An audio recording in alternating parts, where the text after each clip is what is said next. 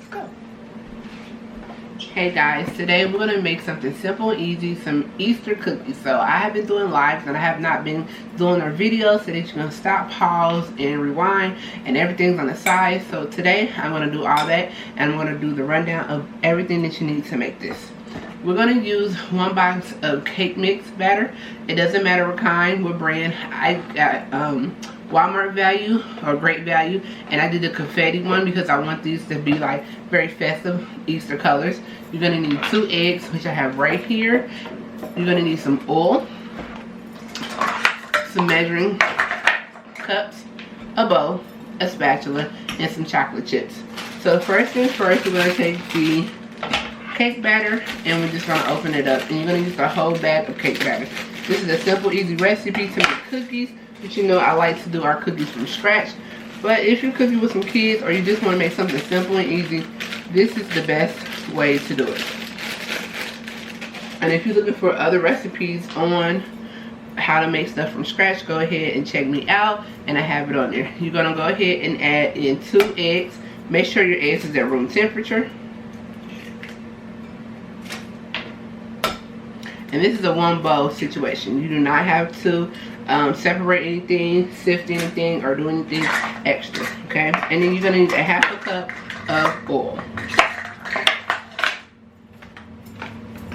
Vegetable oil is preferred to use in here. And you're just going to need a 1/2 cup. 4 simple ingredients to make your cookies.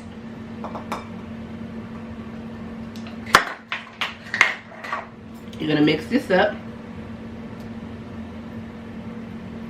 And if you have a hand blender, you can use that, or a stand blender. And if you don't have either, you can use a spatula and your old handy dandy arm.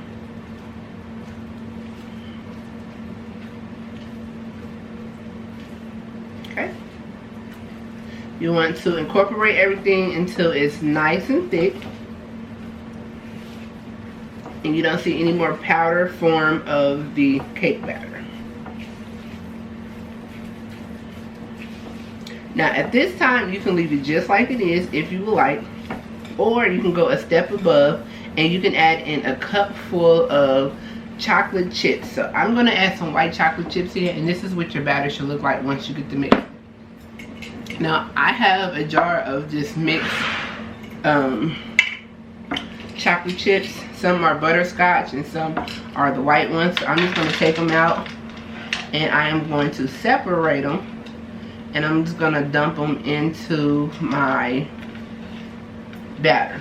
And you can use any type of cake batter, and just follow the main ingredients, the oil, the egg, to put in here, and you can make cookies. Now these cookies are going to be more of a cookie from like cookie crumble, or a Samia. So if you like their type of cookies, it's just the way you cook the cookies, the time. But these are more of them cookies. Now if you like a nice little golden cookie and you want all the goodness and you want to add like the flavor in there, then you want to go onto my channel, the cooking portion, and you want to look up the big old cookie that I have on there. I believe that's what it's called. And I show you how to make a cookie from scratch. I also show you how to make oatmeal cookies from scratch, and I show you how to make a chocolate chip cookie, and I think I show you how to make a dump cookie on there as well. So it's really simple and easy if you're looking to make a cookie from scratch. 9 times out of 10 we already have all the ingredients at home, so you can just make any type of cookie once you know the base.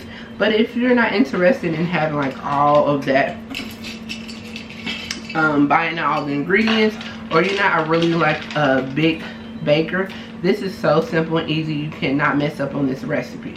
So if you already have your bag separated, go ahead and dump you a 1/2 cup of whatever chips that you like in there. I just want the white ones, more of the white chocolate chips than the butterscotch ones. Even though I'm going to dump some of the butterscotch in there, I just don't want it overpowering, because these are confetti cookies that we're making, and we're going to make a frosting on top of the cookie. So yeah, but if you already have your bag separated, you don't have to do what I'm doing. I just have chocolate chip cookies in all types of containers like this, and when I buy them and they're on sale, I just dump them in there. And I normally buy the same brand, so it's not like, oh, I have different brands in there. They're the same brand, they're just different flavors. Because when I make my dump cookies, I just go in there and I take a scoop of the dump cookies out, and voila. So I'm gonna go ahead and make sure I have about a half a cup. I believe I do, maybe a little bit more, but a half a cup will do for this batter mix. Yep, I have a half a cup, guys. And I'm gonna go ahead and put that in here just like this. And I'm gonna go ahead and put these back in my jar. So when we make our brownies, if you're interested, I made blindies from scratch, and I also made the chocolate ooey gooey bars from scratch as well. So check me out on my page, Food Selection, and you will see all of the homemade goods that I have made.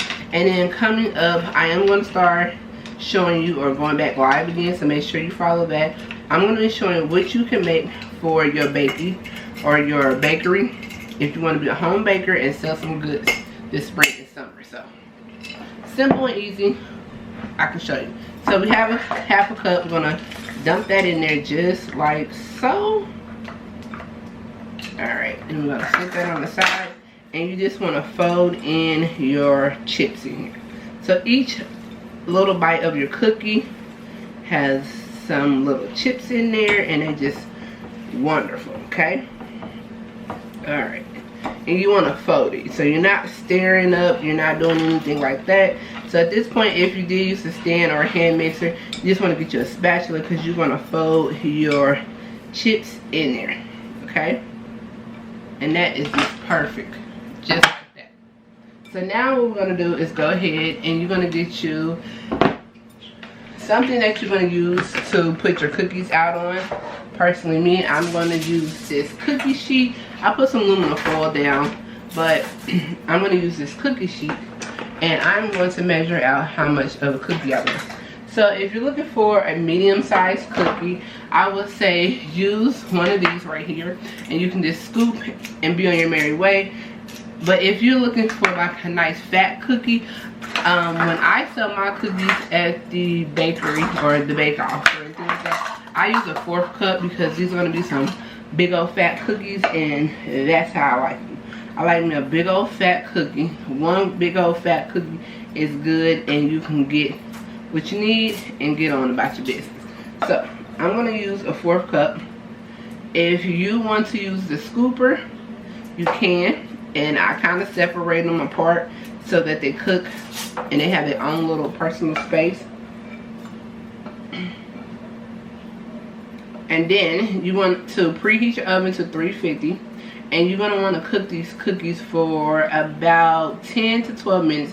It just depends on your oven and how your element of your oven cooks.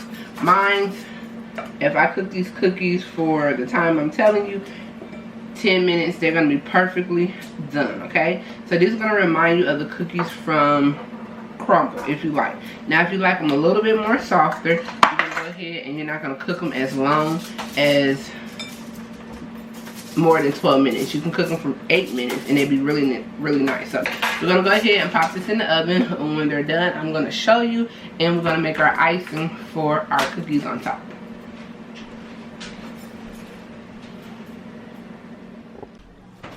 Alright, so we're back from cooking our cookies. Now we're about to go ahead and make the icing for our cookies. So I have a half a cup of butter, which is 1 stick of unsalted butter in here, soft and room temperature. And then I'm going to use a block of cream cheese, and it's going to be room temperature as well. And I'm going to stick it in here, and I'm going to blend this up first. So first thing, we're just going to combine these two together, and we're going to mix them up. Now you can use a hand mixer or a stand mixer. This point of the cooking, you need a mixer. If you don't have a mixer, you might want to go ahead and borrow one, but we're going to cream this up until it's nice and fluffy. After that, we're going to add 2.5 cups of powdered sugar, or right here. And you want to make sure you measure it out. And then when we're going to come in and bring some more flavor, is I'm going to use strawberry extract. You can use vanilla extract if you want to keep it plain and simple, but if you want to live up a little bit, you can go ahead and use strawberry extract or some type of extract or puree if you like. So we're gonna go ahead and mix this up on low.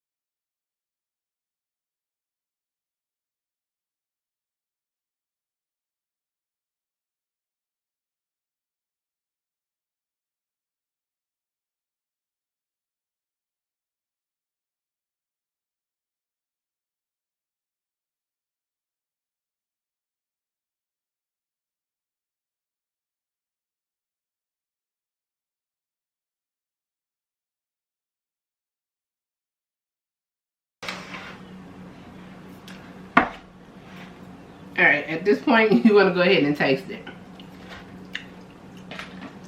And it tastes delicious. So I'm going to go ahead and take a spoon or a spatula, and I'm going to scrape the sides because we have like a little bit of the powdered sugar stuck on the side, and you just want to go ahead and scrape the side down into the bowl, give it one last mixture, and then once everything is combined, if you want to add a little bit of this, you want to take a little bit of that away, and you want to get to where you actually want it.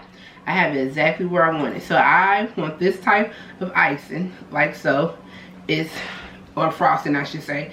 It's nice, it's thick, it's going to hold, and it's not going to fall off or anything. So it's going to stay in place once we pipe it. That's the type of frosting that you want. That's the type of frosting that is better than the crumble. So if you're looking for a crumble cookie, like their cookie's nasty, and you want to make your own, this is what it is. Okay, I don't know why they're skipping a couple of ingredients and steps, but it's okay. It's each for their own. I like mine's a little bit, tastes a little bit different, but this is good. And this will have a strawberry flavor. So after we get that all said and done, we're going to clean up our mess and all that good stuff. I have a piping bag. If you do not have a piping bag, it's okay. Get a Ziploc bag. Now you do need a Ziploc bag. I can't tell you skip that step. But if you have a Ziploc bag, go ahead and get a Ziploc bag out. And you just want to go ahead and put your icing in there. So I have one of these nice bags, and I think I got a lot in here, so I'm going to go ahead and get a bigger bag and switch it out. And then when I come back, I'm going to show you the cookies, because the cookies are absolutely like huge. Now I made some regular size cookies and I made some huge cookies, and then we're going to come back and test them boys out.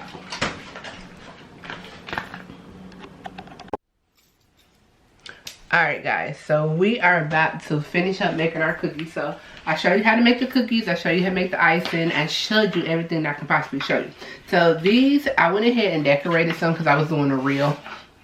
But I'm going to show you the regular size cookies from the jumbo cookies. So these are the jumbo cookies, clearly you can tell, and these are the regular size cookies. So the jumbo cookie looks just like this, and if you cook it for 10 minutes, it's nice and soft. If you want to cook it less than 10 minutes, you are more than welcome to do so. And then it has a nice golden side. So these are the Easter sprinkle cookies, okay? And then this is the one with the little decoration on it, so you can do whatever you want. And I didn't want to go crazy and overboard. And then this is the other one. So when you get done with your cookie, if you cooked it for 10 minutes like I did, this is a regular size cookie. They still can get the good nice icing. You can just smear it on there if you don't have a piping bag or a Ziploc bag. It's really good and delicious. And you can change the flavor profile on top of the cookie, so that's even better. And that's just how I did mine. I just put a different tip at the end. You can put whatever tip you want. And then you just go ahead and you can just do a little couple swirls. You can do whatever you want. You can decorate this cookie however you feel that fits your decoration skills. And then put them in the refrigerator. Let them sit for a little bit for your icing to get a little more firm. And then you can package them up. Or you can just eat them just like this, okay? And I'm about to eat mine just like it is. So I'm going to give it a little couple dots and swirls. If you want to get creative, you can get creative with the cookies. You can do whatever pleases you and your customer or your family. So I just did a spiral swirl. So each little bite, you're going to get a nice little taste of the icing or the frosting. I keep saying icing, it's not icing. The frosting and the cookie. Okay, so let's go ahead and take a bite. Okay, and this is what the cookie looks like. These are the small ones and these are the jumbo. So you can make whatever size you want. They are absolutely delicious. And we're gonna go ahead and take a nice little bite. So I'm gonna zoom y'all out because I was in focus with this, okay? So I'm gonna zoom y'all out real quick. Woohoo! And then you haven't seen my face because I just been baking, so we're gonna go ahead and bake this cookie.